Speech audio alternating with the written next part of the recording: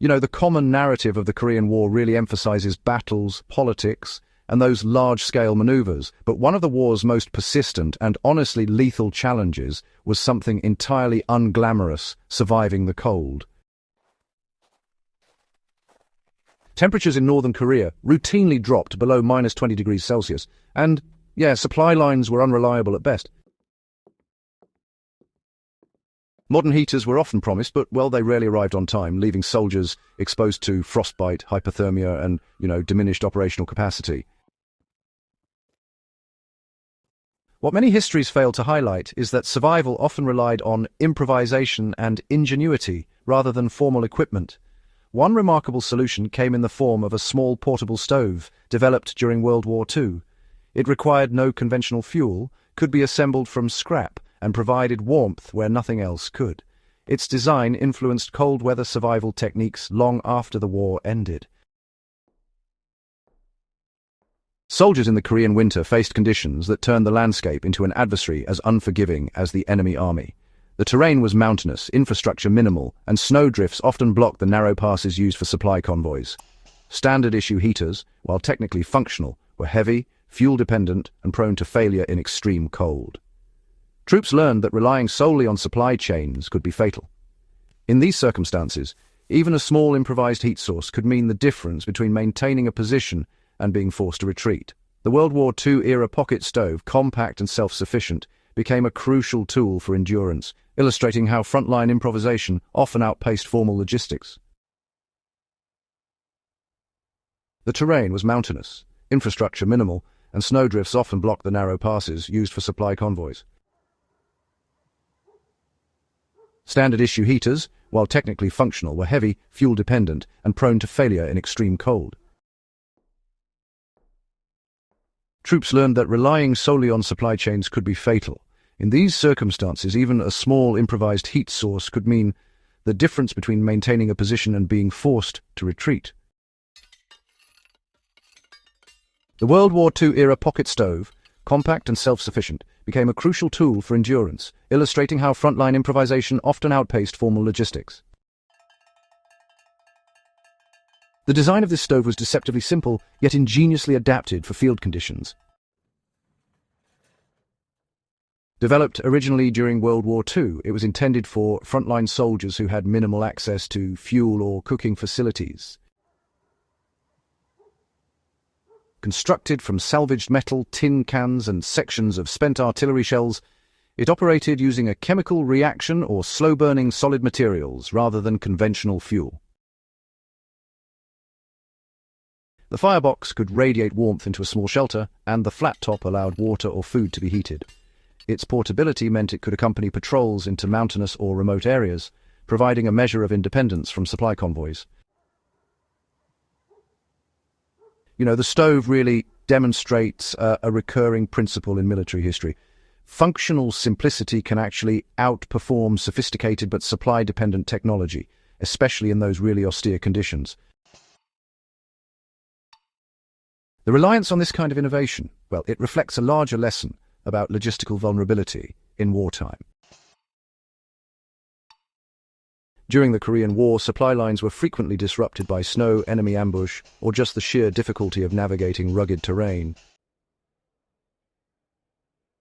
High command could issue orders for heaters and fuel, but, soldiers could not always depend on them arriving on time. Improvised stoves offered a hedge against these uncertainties. They exemplify a principle that remains relevant for both historical analysis and contemporary survival planning. Reliability often trumps sophistication, particularly in unpredictable environments. Cold weather survival was not merely a comfort issue, it directly influenced combat effectiveness. Soldiers exposed to extreme cold suffered slower reflexes, increased susceptibility to illness, and, declining morale. Units that mastered improvised heating techniques could actually sustain positions during harsh nights when others would falter. Commanders recognized this impact, and over time, the lessons of pocket stoves and similar innovations informed formal cold weather doctrine. Manuals began emphasizing redundancy, the importance of portable heating solutions and sourcing fuel locally whenever possible. The stove, in effect, became both a survival tool and a tactical instrument. There was also a psychological dimension to the stove that military history often overlooks. Gathering around a small fire offered soldiers warmth, but it also reinforced group cohesion and morale. In isolated outposts, sharing heat became a daily ritual that fostered camaraderie and mutual support. Human endurance in extreme conditions is shaped as much by social factors as by equipment. The stove reminds us that technology alone does not ensure survival. The interaction between human ingenuity and social structures often determines outcomes in the harshest environments. The stove also illustrates how knowledge transfer and field improvisation shape long-term military practices. Veterans who had relied on these devices during combat frequently taught replacements how to construct and use them, passing down practical knowledge that formal manuals could not fully capture. After the war, military training started to incorporate these lessons into cold-weather survival protocols, really showing how, time and again, battlefield experience ends up driving doctrinal development. Even today, survivalists and bushcraft enthusiasts are adapting these principles to fit modern contexts, which honestly highlights a remarkable continuity of practical knowledge that stretches across the decades. To truly appreciate the significance of this innovation, it's important to, consider the broader strategic and logistical context of the war. The Korean Peninsula's mountainous terrain and fluctuating front lines made centralized supply systems vulnerable. Conventional heating devices were often inaccessible, while improvised stoves could be assembled from local materials. Units that adapted in this way retained operational flexibility and resilience. This dynamic shows that small, low-tech solutions can have disproportionate impacts on broader campaigns, particularly in austere or hostile environments. The stove teaches enduring lessons about adaptation, resourcefulness, and human ingenuity under constraint. Soldiers had to evaluate their environment, repurpose available materials, and maintain functional capacity despite shortages or equipment failures.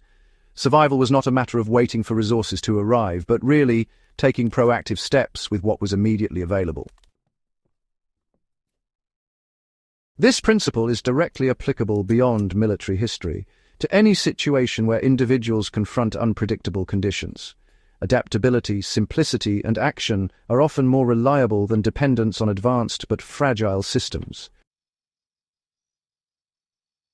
Studying small innovations like this stove also reveals aspects of daily soldiering that standard histories often omit.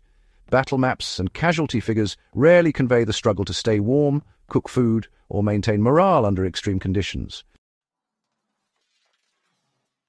Objects like the World War II pocket stove illuminate these invisible battles, showing how material culture and human ingenuity intersected in the lived experience of war.